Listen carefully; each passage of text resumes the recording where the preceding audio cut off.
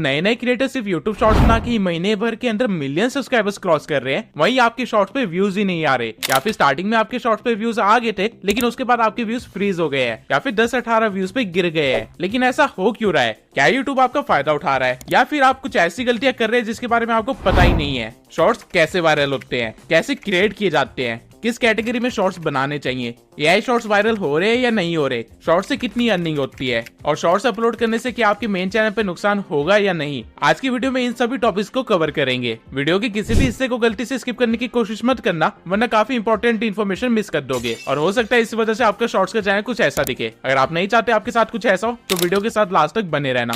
अब इससे पहले कि मैं शॉर्ट्स के बारे में आप लोगों को कुछ और बताऊं, आप लोगों का एक क्वेश्चन मुझे हर वीडियो पे आता है कि भाई इतनी हाई क्वालिटी थंबनेल्स कैसे अपलोड करता हूं और मेरी वीडियोस 4K में कैसे होती है। तो मैं आपको बता दूं कि ये काम आप किसी भी एनहांसर के साथ बड़े आसानी से कर सकते हैं। राइट नाउ एक सॉफ्टवेयर जो बहुत ही ज्यादा अच्छे से वर्क कर रहा है वो है वंडरशेयर यूनिक कन्वर्टर। इस सॉफ्टवेयर के थ्रू आप अपने थंबनेल्स को लो क्वालिटी से हाई क्वालिटी में सिर्फ एक क्लिक से ही कन्वर्ट कर सकते हैं। जैसा कि आप देख सकते हैं यहाँ हमारे थंबनेल में कितने इजीली इसने स्मूथ एरियाज को इंक्रीज कर दिया, साथ में कलर को भी थोड़ा बहुत एनहांस कर दिया है, जो कि बहुत आसानी से हमारे CTR को इंक्रीज कर देगा। इसके सिवाय यूनिक कन्वर्टर में आपको वीडियो एनहांसिंग का भी एक फीचर दिया गया है, जहाँ पे अगर आप अपनी वीडियो को अपलोड करेंगे तो आप उसकी फ्रेम रेट को इंक्रीज कर सकते हैं, उसमें नॉइज रिमूव कर सकते हैं, या फिर एआई अपस्केलर में जाके अपनी वीडियो की क्वालिटी को 2x या 4x कर सकते हैं। जैसा कि आप यहाँ पे फर्क देख सकते हैं कि मेरी वीडियो कितनी शार्प हो गई है और उसके कलर्स भी एनहांस हो गए हैं। और यूनिक कन्वर्टर्स के फीचर्स यहीं पे खत्म नहीं होते। आपके साथ ऐसा कई बार हुआ होगा कि आपने गूगल से कोई इमेज डाउनलोड की होगी अपनी वीडियो में यूज करने के लिए, लेकिन वो image as a web file download हो जाती है जिसे आप यूज नहीं कर सकते। तो यूनिक कन्वर्टर में आपको इमेज को अलग अलग फॉर्मेट्स में कन्वर्ट करने का भी ऑप्शन मिलता है, और सिर्फ इमेजेस ही नहीं बल्कि यहाँ से आप अपनी वीडियोस को भी अलग अलग तरह के फॉर्मेट में कन्वर्ट कर सकते हैं। ये सिर्फ कुछ सेकंड्स का टाइम लेगा और आपकी वीडियो को एक क्लिक के अंदर ही किसी अलग फॉर्मेट में कन्वर्ट कर देगा। इसके सिवाय अगर आप एक यूट्यूबर है और अपनी लॉन्ग वीडियोस को अपने फोन में रखते हैं जिसकी वजह से आपकी स्टोरेज भरे जा रही है, तो यहाँ यूनिक कन्वर्टर में आपको वीडियो कंप्रेस करने का भी एक ऑप्शन दिया गया है। जैसा कि आप यहाँ पे देख सकते हैं कि हमारे 3 GB की फाइल को ये बड़े आराम से 2 GB में कन्वर्ट कर देगा, और वो भी सिर्फ एक क्लिक से। ये वीडियो 17 मिनट लंबी है लेकिन इसे कुछ सेकंड्स का टाइम लेके उसे कन्वर्ट कर दिया, और ऐसे मैंने अपने फोन में 1 GB की स्टोरेज बचा ली। और यूनिक कन्वर्टर के फीचर्स यहीं पे खत्म नहीं होते, बल्कि यहाँ पे एआई टूल्स का पूरा भंडार है। आप एआई से स्क्रिप्ट जनरेट करवा सकते हैं, टेक्स्ट टू स्पीच में कन्वर्ट करवा सकते हैं, सबटाइटल एडिटर आपको मिलता है, वाटरमार्क रिमूवर आपको मिलता है, गाने से आप वोकल रिमूव कर सकते हैं, बैकग्राउंड रिमूव कर सकते हैं अपनी वीडियो से, और ऐसे ही काफी सारे यूनिक फीचर्स आपको दिए गए हैं। अगर आप एक यूट्यूबर है और एक इन्फ्लुएंसर है तो आपको इन फीचर्स की जरूरत कदम कदम पे पड़ने वाली है, इसलिए आप मेरे डिस्क्रिप्शन में दिए हुए लिंक से जाके यूनिक कन्वर्टर को डाउनलोड कर सकते हैं और इसके सभी यूनिक फीचर्स को इस्तेमाल कर सकते हैं, जिससे आपका काम काफी आसान हो जाएगा। ओके, तो अब स्टार्ट करते हैं सबसे बेसिक क्वेश्चन से, यूट्यूब शॉर्ट्स है क्या? I know you must be thinking कि टाइम वेस्ट क्यों कर रहा है, इतना तो हमें पता ही है, लेकिन एक्चुअल में आपको सिर्फ इतना ही पता है कि यूट्यूब शॉर्ट्स एक फीचर है जहाँ पे आप 1 मिनट की वीडियो अपलोड कर सकते हैं 9:16 में और वहां से व्यूज गेन कर सकते हैं। लेकिन ये सिर्फ अपर व्यू है, इसके नीचे एक बहुत ही डार्क सिस्टम है जिसको आपको जानना बहुत ही जरूरी है। शॉर्ट्स को क्रिएट किया गया था एक ऐसी ऑडियंस के लिए जिनको फास्ट कंटेंट चाहिए था, जिनका डोपामाइन लेवल इतना ज्यादा हो गया है कि उनको लॉन्ग फॉर्म वीडियो सब बोरिंग लगती है और उनको ज्यादा से ज्यादा कंटेंट जितनी जल्दी हो सके उतनी जल्दी कंज्यूम करना है। आज की जनरेशन के 14 साल से लेकर 25 साल के मैक्सिमम लोग इसी तरह की कैटेगरी में आते हैं, और यही आपकी ऑडियंस भी बनने वाली है। और एक चीज आपको इस ऑडियंस के बारे में अच्छे से पता होना चाहिए, ये ऑडियंस कभी भी आपकी लॉन्ग फॉर्म कंटेंट की ऑडियंस नहीं बन सकती है, और यही रीजन है कि मिस्टर बीस्ट जैसे बड़े यूट्यूबर्स ने भी शॉर्ट्स फॉर्म कंटेंट बनाना ही बंद कर दिया। इसके सिवाय शॉर्ट्स में आपको सिर्फ 1 मिनट दिया जाता है वो काम करने के लिए जो कि आप एक लॉन्ग फॉर्म कंटेंट में 10 मिनट के अंदर करते थे। और क्योंकि यहाँ पे आपको सिर्फ 1 मिनट मिला है, इसका मतलब ये नहीं है कि आपकी यहाँ पे मेहनत कम लगेगी, बल्कि हो सकता है यहाँ पे आपकी लॉन्ग फॉर्म कंटेंट से ज्यादा ही मेहनत लग जाए, क्योंकि यहाँ पे आपको चीजें फास्ट करनी है, ज्यादा बेटर वे में करनी है, और ऐसे करनी है कि 1 मिनट के अंदर सारी मेहनत आपकी दिख जाए। और एक बार के लिए इन सब चीजों को अगर हम साइड में रख भी दे तो शॉर्ट्स का एल्गोरिदम लॉन्ग फॉर्म कंटेंट से काफी अलग है, जिसकी आदत आपको अभी नहीं पड़ी है, और उसे एनालाइज करना तो आपको बिल्कुल भी नहीं आता। अब आइए पहले ये समझ लेते हैं कि शॉर्ट्स का एल्गोरिदम वर्क कैसे करता है। आई एम श्योर आपकी 90% प्रॉब्लम तो यहीं पे सॉल्व हो जाएगी। अगर आपने कभी अपने शॉर्ट्स के एनालिटिक्स में जाके देखा होगा तो आपको कुछ ऐसा ग्राफ दिखा होगा, जहाँ पे आपके ग्राफ में पहले आपको रीच मिलती है, फिर वो एकदम से स्टेबल हो जाता है, और फिर एकदम से ही बढ़ जाता है, और उसके बाद वो दोबारा स्टेबल हो जाता है या फिर गिर ही जाता है। अब ये ग्राफ बनता कैसे है, बीच में ऐसा कौन सा झटका लगता है आपके शॉर्ट को जो वो एकदम से उड़ ही जाता है? अभी समझाता हूँ। यूट्यूब शॉर्ट्स एक 2 फेज सिस्टम पे वर्क करता है, जहाँ पे आप जब भी एक नया शॉर्ट डालते हैं तो वो पहले एक्सप्लोर करता है, यानी कि वो ढूंढता है अपनी टारगेट ऑडियंस को अपनी सीड ऑडियंस से। अब ये सीड ऑडियंस क्या है? बेसिकली यूट्यूब पे जब भी आप कोई नया शॉर्ट डालते हैं तो आपके शॉर्ट को कुछ रैंडम लोगों को दिखाया जाता है जिनका हो सकता है इंटरेस्ट हो आपके शॉर्ट में, या फिर वो टोटली रैंडम हो सकते हैं। इन रैंडम लोगों को ही सीड ऑडियंस बोलते हैं। अब आपकी सीड ऑडियंस कैसे रिएक्ट करती है आपके शॉर्ट पे, इसी से पता चल जाता है कि आपका शॉर्ट एंगेजिंग है या नहीं, और यूट्यूब उसे आगे पुश करेगा या नहीं करेगा। आपके ग्राफ में स्टार्टिंग में जो व्यूज आते हैं वो इसी टाइम पे आते हैं जब यूट्यूब आपकी शॉर्ट्स को आपकी सीड ऑडियंस तक पहुंचा रहा होता है। इस पूरे प्रोसेस को हम एक्सप्लोरेशन फेज बोलते हैं, क्योंकि यहाँ पे यूट्यूब आपकी शॉर्ट्स को एक्सप्लोर कर रहा है, उसके बारे में जान रहा है कि ये किस तरह की ऑडियंस को पसंद आ रही है। अब इस मोमेंट के बाद आपकी ग्राफ में दो चीजें हो सकती है, या तो आपका ग्राफ ऊपर ही चलता जाएगा या फिर वो एकदम से फ्रीज हो जाएगा और स्टेबल हो जाएगा और उसपे कुछ सिंगल डिजिट्स में ही व्यूज आएंगे। तो इस टाइम पे हो क्या रहा है कि यूट्यूब ने जिस सीड ऑडियंस को आपकी शॉर्ट दिखाई थी, अगर उन्होंने उस पर अच्छे से एंगेज किया तो आपका ग्राफ सीधा ऊपर जाता रहेगा, लेकिन मैक्सिमम केसेस में ऐसा नहीं होता है। एक्सप्लोरेशन फेज के बाद यूट्यूब आपके शॉर्ट्स को इतनी ज्यादा रीच नहीं देता है और धीरे धीरे लोगों को दिखाता है ताकि वो पता कर सके कि आपकी टारगेट ऑडियंस है कौन सी। और जैसे ही आपकी शॉर्ट की टारगेट ऑडियंस मिलती है, आपका एक्सप्लॉयटेशन फेज स्टार्ट हो जाता है, जहाँ पे एकदम से आपका शॉर्ट वायरल हो जाता है और आप बहुत सारे व्यूज एकदम से गेन कर लेते हैं। लेकिन ऐसा हमेशा नहीं होता रहता, एक टाइम के बाद एक्सप्लॉयटेशन फेज भी खत्म हो जाता है और आपके शॉर्ट्स के व्यूज अगेन फ्रीज हो जाते हैं या फिर स्लो हो जाते हैं। अब इन दोनों फेजेस की साइकिल चलती रहती है, जिससे आपको व्यूज आते रहते हैं, रुकते रहते हैं, आते रहते हैं, रुकते रहते हैं। और YouTube शॉर्ट्स का एल्गोरिथम कुछ इसी तरह का है। अब इस पूरे सिनेरियो में मैंने ये कहा कि YouTube स्टार्टिंग में आपको व्यूज देगा, लेकिन आई नो आप में से काफी सारे क्रिएटर्स ऐसे हैं जिनको स्टार्टिंग में भी व्यूज नहीं मिलते, और इस चीज के पीछे ये सारे रीजंस हो सकते हैं। अगर आपने कल सोचा था कि आप एक शॉर्ट्स का चैनल क्रिएट करेंगे और उसके लिए आपने जल्दी जल्दी एक वीडियो भी बना ली और आज एक चैनल क्रिएट करके उस पे वो वीडियो डाल दी, तो 90% चांसेस है कि उस वीडियो पे कोई भी व्यूज नहीं आएंगे। रीजन ये है कि वो एक नया अकाउंट है। आप यूट्यूब पे जब भी कोई चैनल बनाते हैं जिसपे आपको वीडियोस या शॉर्ट्स अपलोड करनी है, तो हमेशा उस चैनल को थोड़ा वार्म अप करना होता है। अब ये वार्म अप क्या है? बेसिकली आप जिस भी चैनल पे अपनी वीडियोस या शॉर्ट्स अपलोड करना चाहते हैं, पहले उस आईडी या चैनल को थोड़ा यूज कीजिए ताकि यूट्यूब को आपका थोड़ा बहुत डाटा मिल जाए। मैं प्रेफर करूंगा कि आप अपना पहला शॉर्ट डालने से पहले अपने उस आईडी को कम से कम 10 दिन अच्छे से चलाएं। हर रोज उस आईडी से कम आधे घंटे कुछ ना कुछ चीजें देखिए, और हो सकता है तो उन्हीं टॉपिक्स को देखना जिससे रिलेटेड आप कंटेंट डालना चाहते हैं। इससे होगा क्या कि यूट्यूब को ना आपका थोड़ा सा डाटा मिल जाएगा, जिस बेसिस पे वो आपकी एक सीड ऑडियंस क्रिएट कर लेगा और स्टार्टिंग में आपको व्यूज मिलेंगे। आपको ये बिल्कुल भी नहीं करना है कि आज ही आपने चैनल क्रिएट किया और आज ही उस पर एक वीडियो डाल दी, या फिर एक 7 दिन के अंदर ही उस पर वीडियो डाल दी। कम से कम 10 दिन आपको उस आईडी को यूज करना है, जिसके बाद आप अपनी पहली वीडियो या शॉर्ट कुछ भी डाल सकते हैं। अब अगर आपका पुराना ही कोई चैनल था जिसपे लॉन्ग फॉर्म कंटेंट आपने पहले से डाल रखा था और उसे डिलीट करके आप उसे एक शॉर्ट्स का चैनल बना देते हैं, तो भी चांसेस है कि आपकी शॉर्ट्स पे व्यूज नहीं आएंगे स्टार्टिंग में। रीजन ये है कि यूट्यूब को बिल्कुल भी नहीं पसंद कि आप उसके प्लेटफॉर्म से कुछ डिलीट करे, और इसलिए वो आपके इंप्रेशन और व्यूज कम कर देगा। तो आपको ऐसे कोई भी चैनल को कन्वर्ट नहीं करना है शॉर्ट्स के लिए जिसपे आप पहले से कंटेंट डाल चुके थे या जिसको आपको डिलीट करना पड़ रहा है।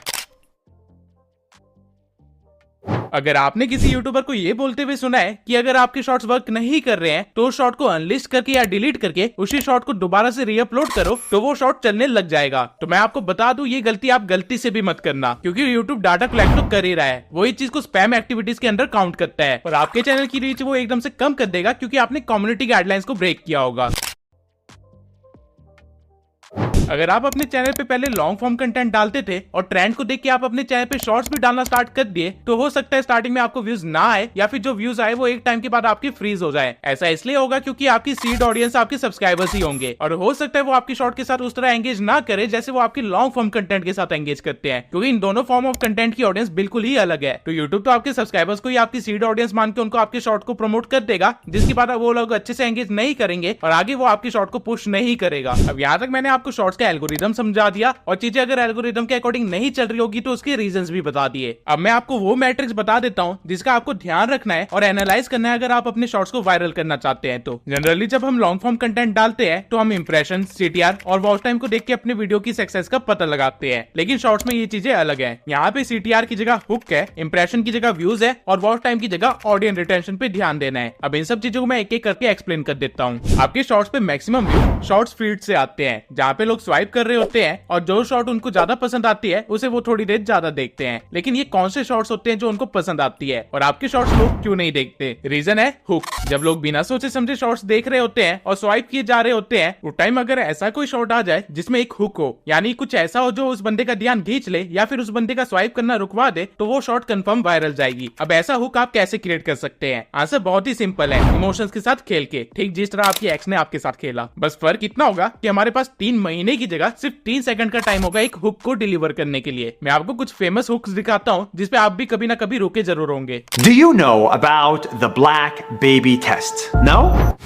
Have you ever heard of the region beta paradox? You might be suffering from it right now. अब ये दोनों सेंटेंसेस एक्चुअली में हुक्स थे, जो कि इन क्रिएटर्स ने जानबूझ के बोला था ताकि आपका ब्रेन जो अभी तक सिर्फ ज़ॉम्बीज की तरह स्क्रॉल किए जा रहा था वो एकदम से एक्टिव हो जाए और सोच में पड़ जाए। अब जब ऐसा होगा तो ऑब्वियसली आप स्क्रॉल नहीं कर पाओगे और जो शॉट आप सिर्फ 3 सेकंड के अंदर अभी स्क्रॉल करने वाले थे उसे बिना जाने आराम से 10 से 15 सेकंड देख जाओगे, क्योंकि आपका ब्रेन अभी चीजें प्रोसेस कर रहा होगा। और इसी तरह ये क्रिएटर्स इजिली अपना फायदा निकाल लेंगे और अपनी शॉर्ट्स को वायरल कर लेंगे। मैं आपको थोड़े और हुक्स का एग्जांपल दिखाता हूँ। I never buy silk, and this is the strange reason why. I was today years old when I found this out. अब अगर आप यहाँ पे ध्यान देंगे तो इन दोनों क्रिएटर्स ने अपने हुक के साथ आपके मन के अंदर एक क्यूरियोसिटी पैदा कर दी। इन दोनों क्रिएटर्स ने अपने पर्सनल एक्सपीरियंस शेयर किए हैं ताकि ऑडियंस उससे कनेक्ट कर पाए, और ये इन्होंने कुछ ऐसी लाइंस बोल के किया है, I will never buy this या फिर I was 2 days year old. ये सुनते ही आपके मन में एक क्यूरियोसिटी जाग जाएगी कि ये बंदा ऐसा क्यों नहीं कर रहा या फिर इसको क्या पता चला है, और आगे फिर वो इसी क्यूरियोसिटी का आंसर देते हैं, I will never buy silk cloth and this is the reason why I was 2 days year old when I realized that. अब जहाँ पे पहले आप सिर्फ बातें सुन रहे थे और देख रहे थे, वहीं पे अब आपका ब्रेन एंगेज हो गया है और वो जानना चाहता है कि आगे क्या होने वाला है और इसको क्या पता चला है या फिर ये ऐसा क्यों नहीं कर रही है। लोग जिस चीज से रिलेट कर पाते हैं उस चीज से वो ज्यादा एंगेज करते हैं। ठीक इसी तरह हुक्स के कई सारे एग्जांपल्स हैं और हुक्स इतने क्रिएटिवली बनाए जा सकते हैं कि मैं इस टॉपिक पे बिल्कुल एक अलग ही वीडियो बना सकता हूँ। अगर आप चाहते हैं कि मैं हुक्स के ऊपर एक अलग से ही वीडियो बनाऊं तो कमेंट सेक्शन में जाके हुक लिख दीजिए। अगर 2000 कमेंट्स आते हैं जिसमें आप लोगों ने हुक लिखा होगा तो मैं इस टॉपिक पे एक अलग से वीडियो बना दूंगा। अब एक बार आपने अपनी ऑडियंस को शॉर्ट पे हुक कर लिया है, इसके बाद आपको ध्यान देना है कि वो आपके शॉर्ट को पूरा देखे। जहाँ लॉन्ग फॉर्म कंटेंट को इस बेसिस पे प्रमोट किया जाता है कि वो कितना ट्रेंडिंग है या फिर कितना सर्चेबल है, वही शॉर्ट फॉर्म कंटेंट को इस बेसिस पे प्रमोट किया जाता है कि लोगों ने उसे कितना देखा है, और इसी चीज को हम ऑडियंस रिटेंशन बोलते हैं। आपको ट्राई करना है कि आपकी ऑडियंस रिटेंशन हमेशा 100% के करीब हो या फिर ज्यादा से ज्यादा सिर्फ 90% तक गिरे। अगर आपकी ऑडियंस रिटेंशन इससे भी ज्यादा गिर रही है तो इसका मतलब ये है कि आपकी ऑडियंस आपकी शॉर्ट के साथ ज्यादा एंटरटेन नहीं हो रही है और बहुत ही जल्द यूट्यूब आपकी शॉर्ट को प्रमोट करना बंद कर देगा। देखिए, यूट्यूब को सिर्फ एक ही चीज से मतलब है और वो ये है कि उसके प्लेटफॉर्म पे लोग जितनी ज्यादा देर तक हो सके उतनी ज्यादा देर तक रुके। और क्योंकि शॉर्ट फीड में आपको चीजें सर्च नहीं करनी पड़ती बल्कि यूट्यूब खुद आपके सामने चीजें रखता है, तो यूट्यूब हमेशा ये ट्राई करेगा कि वो आपके सामने बेस्ट चीज रखे ताकि आप उसके प्लेटफॉर्म को छोड़ के ना जाए। और ये बेस्ट चीज होगी क्या? वो शॉर्ट जो ज्यादा देर तक लोगों को एंटरटेन कर पा रही है, ना कि वो जिसको देख के लोग स्वाइप कर दे रहे हैं या फिर अपना मूड चेंज कर दे रहे हैं। अब आई नो आप में से काफी सारे स्मार्ट क्रिएटर्स होंगे जो सोचेंगे कि मैं सिर्फ एक 10 सेकंड का शॉर्ट बनाता हूँ जिसमें हुक के साथ ऑडियंस रिटेंशन गेन करना तो बहुत ही आसान होगा, और क्योंकि मेरी ऑडियंस रिटेंशन बहुत ज्यादा होगी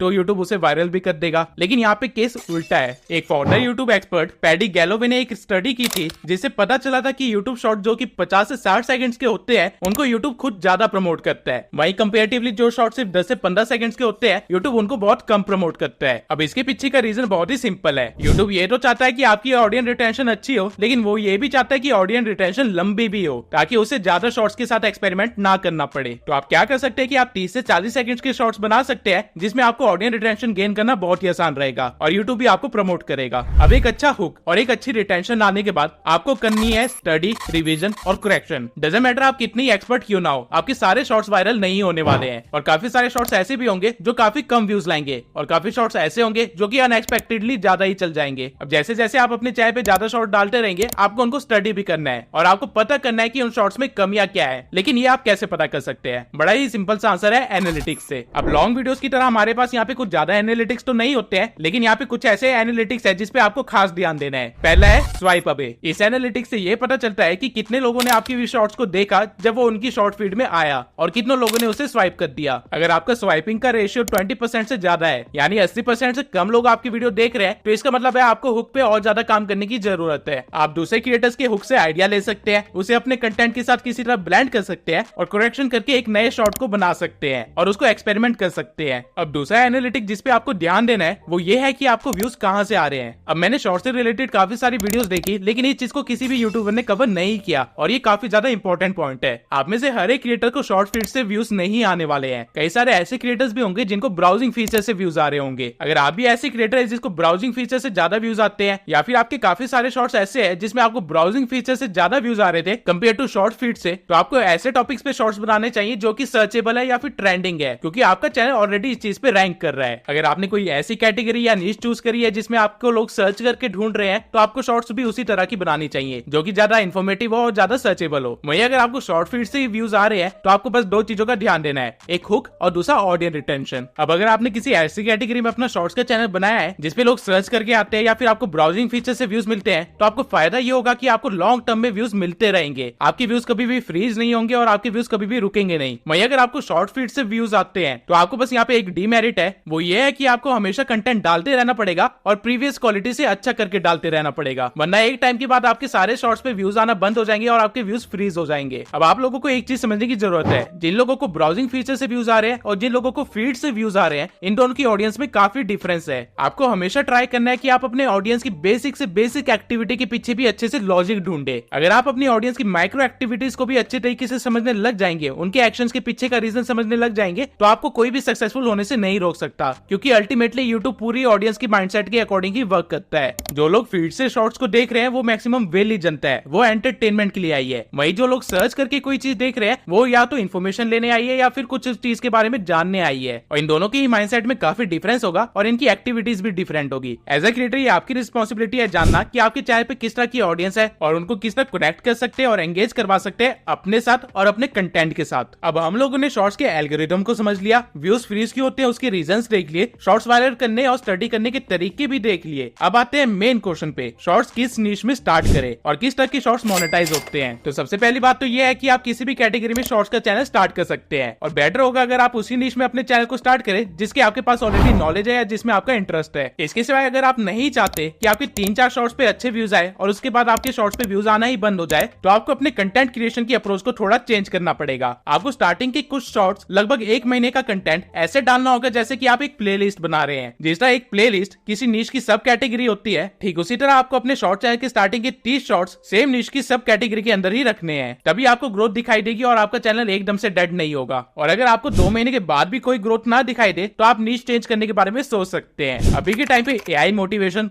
हिस्ट्री, स्पोर्ट्स, फैक्ट्स, ये सारे शॉर्ट्स की निशेस काफी ज्यादा वायरल हो रहे हैं और आप भी निश के अंदर एंटर कर सकते हैं। लेकिन मैं पर्सनली आपको एडवाइस करूंगा कि मोटिवेशन निश के अंदर मत जाना, क्योंकि यहाँ पे ऑलरेडी काफी ज्यादा सैचुरेशन हो गई है। बल्कि आप ऐसे निशेस ढूंढिए जिसपे अभी शॉर्ट्स बनना स्टार्ट हुए नहीं है। लॉन्ग फॉर्म कंटेंट उससे रिलेटेड ऑब्वियसली एग्जिस्ट करते होंगे, लेकिन शॉर्ट फॉर्म में वो अभी नहीं आए हैं। तो अगर आप ऐसा ढूंढ के कुछ एक नई निश क्रिएट करते हैं तो उसके वायरल होने के चांसेस काफी ज्यादा हो सकते हैं। फॉर एग्जाम्पल ये डार्क साइकोलॉजी वाले शॉर्ट्स या फिर रिडल्स वाले शॉर्ट। रही बात एआई शॉर्ट्स बनाने की, तो आप एआई वॉइस के साथ अपने शॉर्ट्स बना सकते हैं और वो मोनेटाइज भी हो जाएंगे। लेकिन बस आपको एक चीज का ध्यान रखना है कि आप किसी और क्रिएटर या किसी सेलिब्रिटी की वॉइस को क्लोन करके किसी वीडियो को मैनिपुलेट करके कोई शॉर्ट ना बनाए। फॉर एग्जांपल आप सभी ने मोदी जी के गाने वाले शॉर्ट्स सुने होंगे या फिर आपने मोदी और रोनाल्डो के बीच वाले कन्वर्सेशन के शॉर्ट्स देखे होंगे। इस तरह के शॉर्ट्स मोनेटाइज नहीं होंगे, क्योंकि यहाँ पे आप पहली बात मिस इन्फॉर्मेशन फैला रहे हैं, आप किसी और की आवाज को यूज कर रहे हैं और कुछ ऐसा दिखा रहे हैं जो कभी हुआ ही नहीं है। ये बेसिकली यूट्यूब कम्युनिटी गाइडलाइंस के अगेंस्ट है, इसलिए जब आपका चैनल रिव्यू में जाएगा तो वो रिजेक्ट हो जाएगा। आप एआई का इस्तेमाल कर तो सकते हैं, लेकिन खुद की क्रिएटिविटी के लिए, किसी और बंदे की ब्रांड वैल्यू के साथ आपको छेड़छाड़ नहीं करनी है। इसके सिवाय अगर आप सिर्फ एडिटिंग शॉर्ट्स बनाते हैं या फिर बैकग्राउंड म्यूजिक के साथ कुछ इस तरह के कोट्स वाले शॉर्ट्स बनाते हैं तो आपका भी चैनल मोनेटाइज नहीं होगा। यूट्यूब ने साफ साफ अपने रूल्स में कहा है कि कंटेंट में कहीं ना कहीं क्रिएटर्स की एंगेजमेंट होनी चाहिए। या तो आप खुद को दिखाओ या फिर अपनी कमेंट्री दो, लेकिन कुछ भी करके खुद को इन्वॉल्व करो। अगर आप सिर्फ बैकग्राउंड म्यूजिक के साथ एक कोट लिख देते हैं या फिर किसी और की एडिट्स बना देते हैं तो वो चीजें मोनेटाइज नहीं होगी, क्योंकि उसमें ऑल्दो आपने मेहनत तो की है लेकिन आपने अपनी तरफ से कोई वैल्यू ऐड नहीं की है। अब जरा शॉर्ट्स की अर्निंग के बारे में बात कर लेते हैं। अब पर्सनली मैंने हर निश की अर्निंग तो नहीं देखी है, क्योंकि ये काफी सारे फैक्टर्स पे वेरी करती है, लेकिन एक इंग्लिश स्पोर्ट चैनल जिस पे शॉर्ट्स अपलोडेड हो वो आराम से $0.02 से लेके $0.04 तक आरपीएम गेन कर सकता है। यानी कि 10 मिलियन व्यूज पे आपको $400 की अर्निंग हो जाएगी। और 10 मिलियन व्यूज शॉर्ट्स पे गेन करना मुश्किल काम नहीं है अगर आपने मेरे प्रीवियस सारे पॉइंट्स को अच्छे से फॉलो किया। मैं आपको पर्सनली एडवाइस करूंगा कि आप हर रोज कम से कम 1 शॉर्ट तो डाले या फिर हफ्ते में कम से कम 3 शॉर्ट्स डाले। अगर आपकी क्वांटिटी इससे कम है तो आपका वायरल होना थोड़ा मुश्किल हो सकता है। अब नीश डिसाइड करने के बाद आपको अपनी शॉर्ट्स की एडिटिंग करनी होगी। नाउ हर निश की एडिटिंग अलग होती है, लेकिन कुछ कॉमन चीजें हैं जो हर एक शॉर्ट फॉलो करता है। पहला, आपके शॉर्ट्स में सबटाइटल्स होने ही चाहिए और वो एक एंगेजिंग वे में लिखे होने चाहिए। ऐसा नहीं कि सिर्फ ऑटो कैप्शन ऑन करके आपने सबटाइटल्स ऐड कर दिए, बल्कि उनको एनिमेशन दो, इफेक्ट्स दो, उनके कलर्स के साथ खेलो और उनको और भी अच्छा बनाओ। सेकंड चीज, आपके हर 3 सेकंड के बाद आपकी क्लिप्स चेंज होनी चाहिए। मैंने आपको वीडियो की स्टार्टिंग में बताया था कि जो लोग शॉर्ट्स शॉर्ट्स देखते हैं उनका डोपामाइन लेवल बहुत ही ज्यादा होता है, उनको हर चीज जल्दी जल्दी चाहिए होती है। इसलिए अगर आप हर 3 सेकंड के बाद अपनी क्लिप को चेंज नहीं करेंगे तो उनको आपकी शॉर्ट बोरिंग लगेंगी और वो उसे स्वाइप अवे कर देंगे। Number 3 is use stickers. मैंने जितनी भी वायरल रील्स देखी है वो इस चीज को फॉलो कर रहे हैं और छोटे यूट्यूबर्स इस चीज को उतना ही इग्नोर कर रहे हैं। मैक्सिमम वायरल रील्स में आपने ये एरो,